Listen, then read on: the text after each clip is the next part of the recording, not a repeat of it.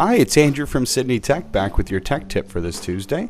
Today I'm going to show you how we can dramatically speed up creating some of our Word documents using a very basic macro that's going to allow us to insert some repetitive text. Now most people I find avoid macros entirely because they can look a bit complicated, but let's try and dispel that belief today, and I'll show you how we can add some of these custom macros with very little effort. So the first thing we're going to do is open a new blank document that we can use to record our macros for today. And all we're going to do is just go up to the top ribbon here under the View tab, and we're just going to select Record Macro under the Macros section here. We then get this really simple window where we can enter in a quick name and description for our macro. For example, today we're just going to do one that allows us to insert our company's address. Then we also have an option here to either hotkey this macro so we can access it with just our keyboard, or we can assign a special button to click that's going to show up in the quick access bar at the top. So for today, let's go with the button option. We now get the quick access bar customization window to set up the button.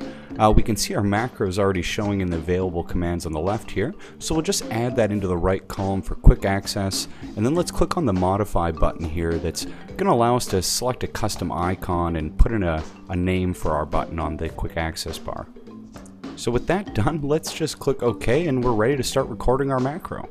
I'll just quickly type in the text that we want to record for our macro, in this case our office address.